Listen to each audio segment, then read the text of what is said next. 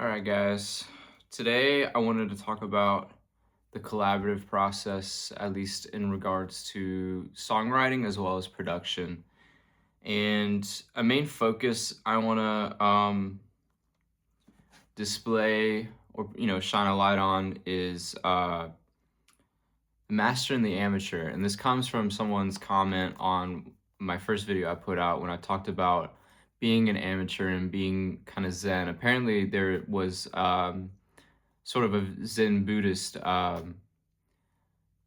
saying the guy mentioned in the comment about like the master still needs to have the amateur mindset to and I think that goes for like a lot of things.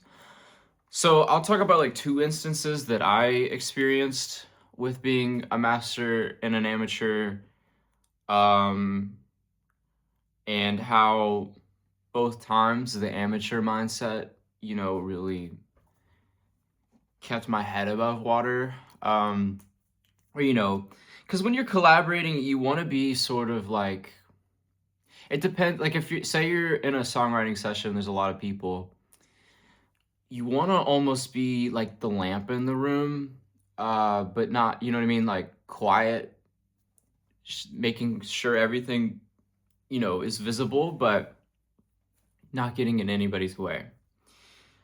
Kind of like a guiding wind, but without like forcing a direction.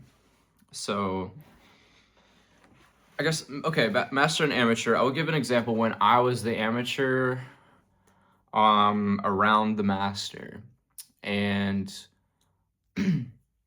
this was when I was in Miami. Still, we got like we would have like little songwriting sessions and stuff like that, with like the songwriting students, and one day they had a pretty big guy. I think he was from Motown Records, I want to say. I can't really remember. I don't want to say any names, but um, I had a session with him. This girl that was in the program that was doing like R&B stuff, and she asked for me specifically to because she knew I'd worked with rappers or whatever. So I went in there, and then like the master, like the main producer, songwriter dude, a lot of accolades, so on and so forth. We were all three in the room. We kind of like introduced ourselves, gave our life story, whatever. Um, and then so I just went ahead, like after we discussed that, I was like, okay, let's go. I had them kind of like guide me through the drums that they wanted. When it came to melody, I was really trying to give the reins to the master. Um, but everybody liked the drums, and we moved on to melody and then when it came to like arranging and like melody, the master couldn't let go of his own control, I should say. Um, it wasn't going the way he wanted it to. It didn't vibe with him, and so if you have like that expensive of a Mac, it's not gonna shut down. It shuts down, and then we have to call the session short after like an hour and a half or 2 hours. And but I was not. I was given drums because I'm not that musically inclined than he is, or as inclined as he is, and the fact that, and this isn't me tooting my own horn, because it's just like maybe I was the reason. Like, I don't know why.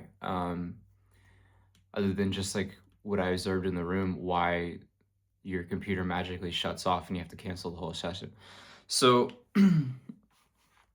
I think in that moment, the master could have maybe had an approach of an amateur mindset and just did everything on creative impulse instead of like overthinking the process. Um, Another time where I guess like I was considered the master was when I was in LA, I had this one producer like wanted to work with me, and he said he worked with so and so, which he did. But we go to the session, we book like 2 hours. I only get on the laptop like twice because the kid's overthinking a snare roll for at least an hour and 15 minutes. But then asking me advice about like how to, I don't know, make it big, or like, entertainment business advice, and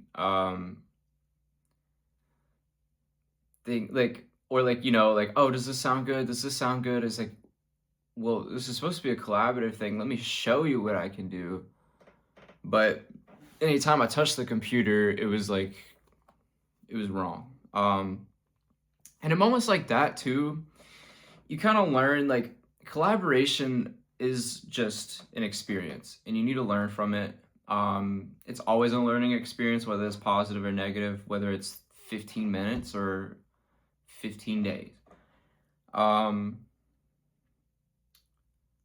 I could say like a fun master and amateur experience was I booked the Vintage Synth Museum in LA last August, and I invited some of my producer friends over.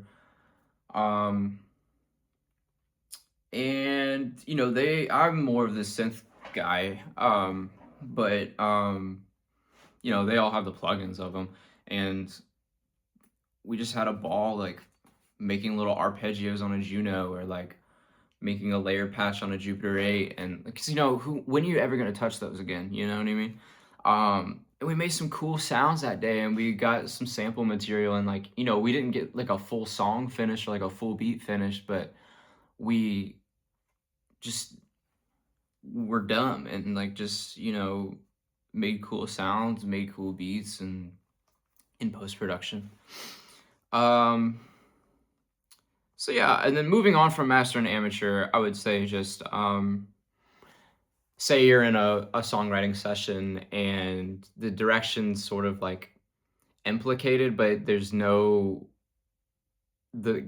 approach is still raw. I would just say play the first note your fingers want to go to, or play that rhythm in your head that's looping, like snap that tempo in and then tap it into your DAW. Or, if you use it in, I don't know, whatever hardware you use, you can figure that out.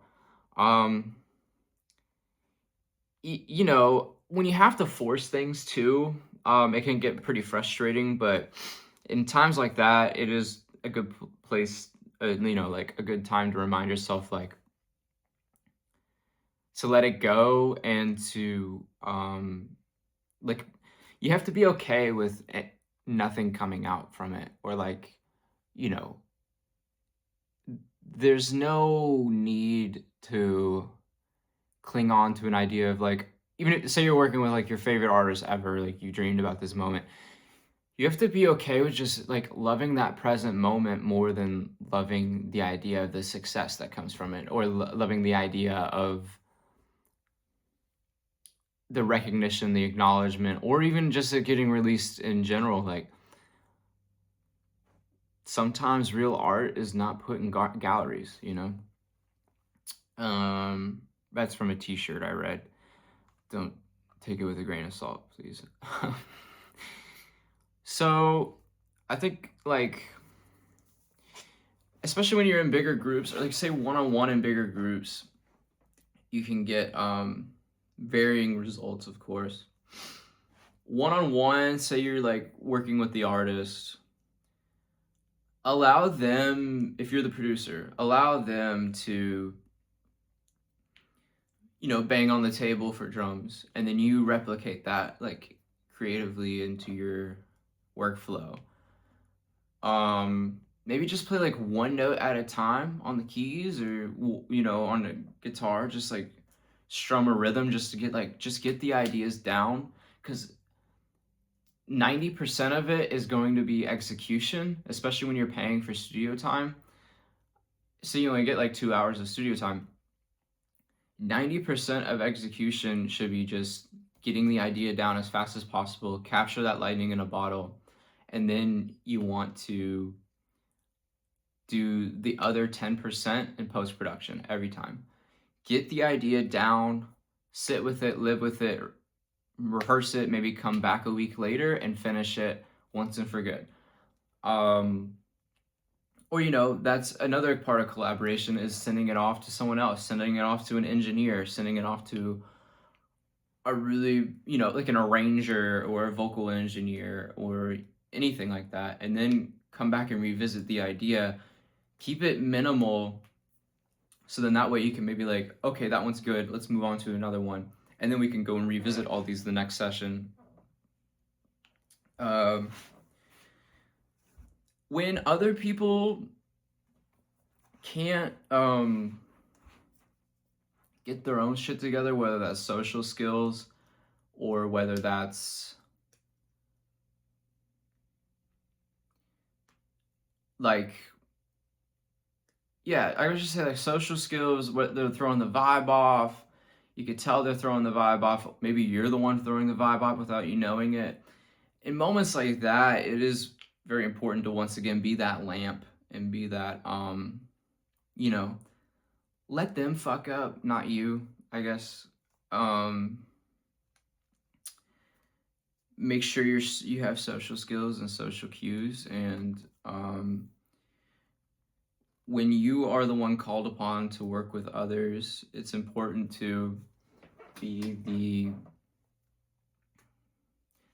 you know, these are things that are hard to articulate, but when you experience them, you know what I'm talking about. Or if you have, let me know in the comments. But it's really important not to overstep any boundaries, I think. And a good lesson I learned from that was like, interning as an audio engineer, or interacting like when I went to some studios owned by labels in LA and Atlanta and stuff like that. The interns there are very like egoless and very like, because they have to or they're gonna get fired. So having sort of like, you want to be the one serving the art and not serving attention, or like, you don't want to be an attention whore. You just want, like, when it's your time to get on, you know what I mean, when it's your time. Maybe it's not your time that session. When it is, though, just make sure you're, able to execute immediately and effectively. That will prove your point more than any words can.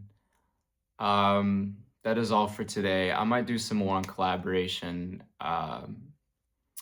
on different aspects of it as we continue.